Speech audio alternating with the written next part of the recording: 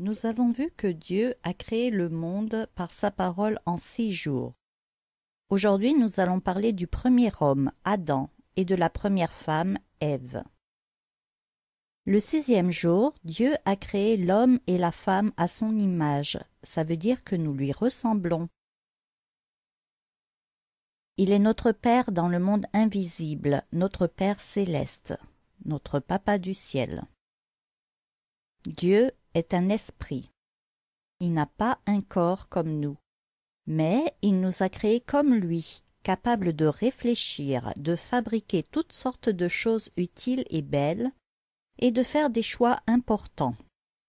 Certains animaux peuvent faire des choses intéressantes, mais jamais comme l'être humain. Dieu a créé l'homme et la femme parfaits avec un cœur pur, car Dieu vit tout ce qu'il avait fait et voici c'était très bon. Il les a aussi créés adultes et prêts pour avoir des enfants. Voici comment Dieu a fait. Il prend de la poussière de la terre et il forme Adam, mais ce n'est qu'un corps, comme tu pourrais faire un bonhomme d'argile. Alors Dieu souffle son souffle de vie dans le nez d'Adam et il devient vivant. La Bible dit qu'Adam est une âme. Elle nous enseigne aussi qu'une âme ne s'éteint jamais. On en reparlera dans la prochaine histoire. Ce 6e jour, comme tu le sais, Dieu crée aussi tous les animaux de la terre. Il les fait venir devant l'homme pour qu'Adam donne un nom à chaque animal de la terre et à chaque oiseau. Tu te rends compte, c'est un grand travail et Adam se souvient en plus de tous les noms. Dieu a créé tous les animaux, mâles et femelles, pour qu'il y ait à chaque fois un papa et une maman, et il leur a commandé d'avoir beaucoup de petits. Mais quand il a créé Adam, il a vu que l'homme est malheureux tout seul.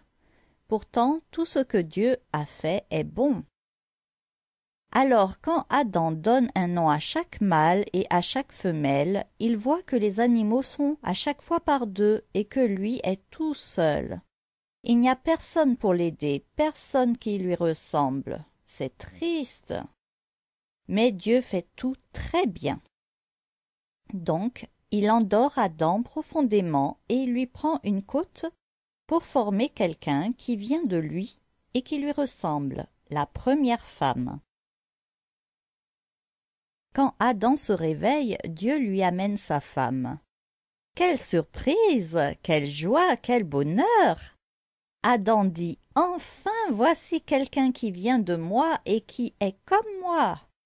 C'est Adam qui lui donne le nom d'Ève, qui veut dire « maman ». Et oui, Dieu leur commande, comme aux animaux, d'avoir beaucoup d'enfants et de remplir la terre entière. Il les bénit et leur demande de garder et de cultiver le jardin des délices, qu'on appelle le jardin d'Éden, où ils vont vivre heureux. Oui, Dieu a vraiment tout bien fait. Il commande aussi à l'homme et la femme de dominer sur les animaux, d'être leur chef. Adam et Ève comprennent les animaux et eux aussi les comprennent et leur obéissent. Il n'y a pas de mal encore sur la terre, et donc les animaux sont obéissants. Mais ils ont besoin d'être guidés et conduits par les hommes. Tu vois, Adam et Ève ne s'ennuient pas. Il y a beaucoup de travail avec tous ces animaux et ce grand et beau jardin. Il faut cueillir les fruits et les légumes et surveiller aussi tous ces bébés animaux. Il veille que tout se passe bien dans ce jardin merveilleux. Dieu a fait toutes sortes d'arbres, beaux à regarder et portant des fruits délicieux, et aussi 2 arbres très spéciaux, dont je te parlerai dans la prochaine histoire. Il y a même un grand fleuve avec de l'or et des pierres précieuses. Tu te souviens aussi que personne ne mange de viande, donc les animaux ne s'attaquent pas. Adam et Ève n'ont pas encore d'enfants. Tu vois, Dieu a créé le monde et Adam et Ève pour qu'ils soient heureux. Il a tout fait avec beaucoup d'amour, car Dieu est amour. Dieu va dans le jardin tous les jours pour parler avec ses enfants. Il y a beaucoup de bonheur. En fait, l'homme ne connaît pas le mal et ils vivent tous les deux tout nus, sans en avoir honte, parce que la honte n'existe pas. Tout est absolument parfait. Mais ce bonheur ne va pas durer longtemps, malheureusement. Et je te dirai dans la prochaine histoire les choses terribles qui leur sont arrivées et qui ont changé le monde entier.